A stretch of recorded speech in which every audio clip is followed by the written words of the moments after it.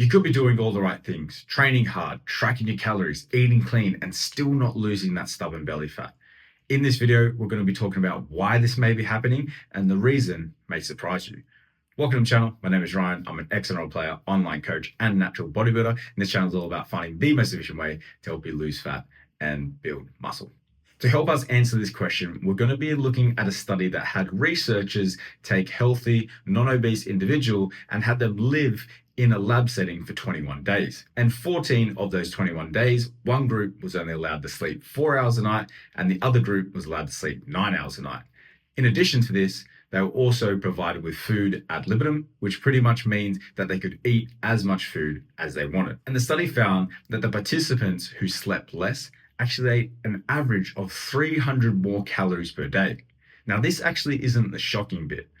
Both groups actually gained fat. However, the sleep deprivation group gained more because they ate more calories, but of the fat that they gained, they stored a large proportion around the abdominal area. They actually stored 9% more abdominal fat around their belly. In addition to this, they also stored more visceral fat. Now, visceral fat is linked to a host of different metabolic syndromes, and it's something that you really don't want to be accumulating. Now, why does this matter? Well, it matters because you might be doing all the right things, but the results may be slowed if you aren't sleeping as well, especially if you're trying to lose that stubborn belly fat. And this study also matters because if we're sleeping less, we're probably going to store more visceral fat, which is linked to type 2 diabetes, also heart disease, and a host of different metabolic dysfunctions like insulin resistance. So not only does the lack of sleep influence how much you eat, because we're going to be eating an average of 300 calories more per day, but also even in the fat that we store, we're going to be storing it in places that we don't want,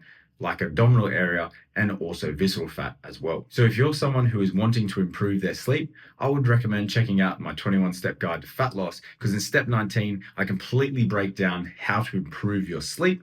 I left the link in the description below. It's completely free, so I definitely recommend checking out that free resource. And it's not only this study that we see sleep affecting fat loss, but it's other studies as well. Take this calorie deficit sleep deprivation study, for example. Now, it's pretty much the exact same conditions where they had people living in the lab. They also had a group that was sleep deprived and a group that was sleeping normally. However, they put them on a calorie deficit.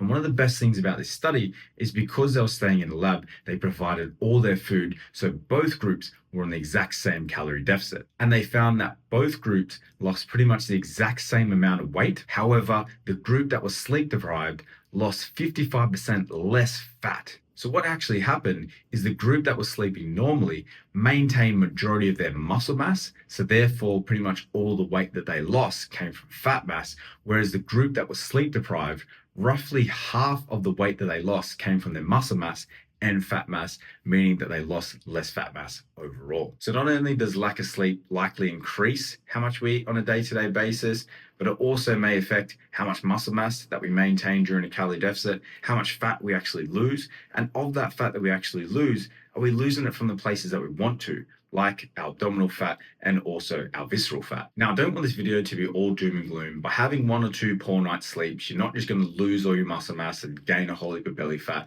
That's definitely not what's happening here. In these studies, they were significantly underslept. Majority of the participants were sleeping 4 hours less per night on average than they usually would.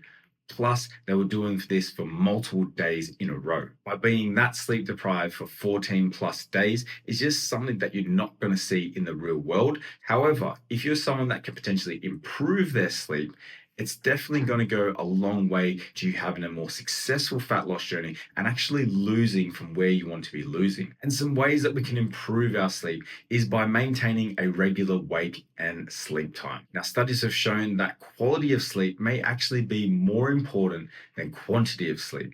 So by going to bed at a similar time and waking up at a similar time is going to improve your quality of sleep. So getting into our different sleep cycles like REM sleep and deep sleep. So you may actually be better off getting a little bit less sleep, but having the same sleep time and wake time, as opposed to getting more sleep and say going to bed at 8 p.m. one night, 12 p.m. the next, and then 10 p.m. the next night. Throwing off of that circadian rhythm is likely going to disrupt our sleep quality. So by going to bed at similar times and waking up at similar times, we're actually going to improve our overall sleep quality. And thirdly, you want to create a wind down routine. So things like screen times, you probably want to reduce 1 to 2 hours before bed, making sure your room is as cold and as dark as possible. Also, you might want to think about having a nice warm shower as well, because when we go to sleep, our core body temperature has to drop by 1 to 3 degrees. So when we have a really warm shower, our body tries to overcompensate by cooling down our body temperature from the warm environment that we've been in,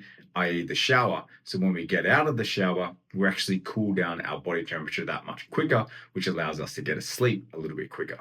You can also look at different sleep supplementation as well, which is something that I go into in the 21-step guide to fat loss. Is I give some different sleep supplement recommendations, things like magnesium. Now, not all magnesiums are created equal. There's definitely different forms of magnesium that are going to be more beneficial for sleep. Also, things like L-theanine, ashwagandha, cherry tart, all of these things have been shown to be quite beneficial when it comes to sleep and the quality of sleep that you're getting as well. And one that's overlooked is just prioritizing sleep. Now, obviously, family, work commitments are going to take priority. We need to make sure that our family's okay. We need to make sure we're putting food on the table. But outside of that, really need to think about prioritizing sleep as best we can. So if you're someone who's just scrolling on Instagram or watching Netflix till all hours of the morning, definitely cut that out. We need to think about prioritizing sleep a hell of a lot more than we do watching the latest Netflix series. And you just probably don't want to be one of those guys or girls that sleeps when they're dead, because that day probably will come a little bit quicker if you're not sleeping as well. You also want to take note of what actually is working. So for some people, a certain sleep supplement may help. For other people, it may not. A certain bedtime may help someone. You might want to go to sleep earlier. You might want to go to sleep later. It's very individual what people benefit from when it comes to sleep. So just understanding what actually works for you and make sure you implement more of that over time. And that's another thing, is it's going to take time. When I first met my partner, she'd been struggling with her sleep for years, and it took us about 6 months for her to start getting into a quality sleep routine and actually getting some quality sleep. So just remember, it's probably not going to take a week. It's probably not going to take a month. It may take months, but when you get there and start getting into a good sleep pattern and also getting some high quality sleep, it's just going to make life so much better.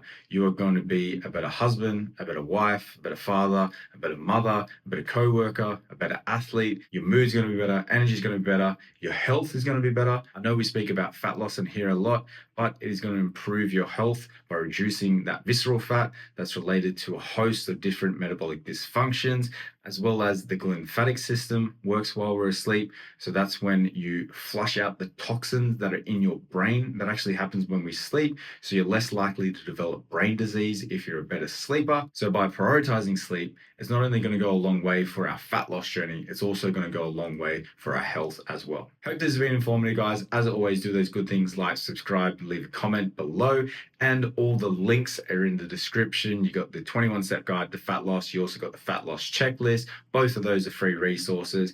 And also you have the link if you're wanting to work with me one-to-one. The link is in the description below, so I highly recommend you check that out. And if you wanted to watch another video on how sleep affects fat loss, I would definitely be checking out this one, where I go into the second study with a little bit more in depth. So that's a really good watch. Definitely will go and check that out. Until next time, I'll talk to you soon.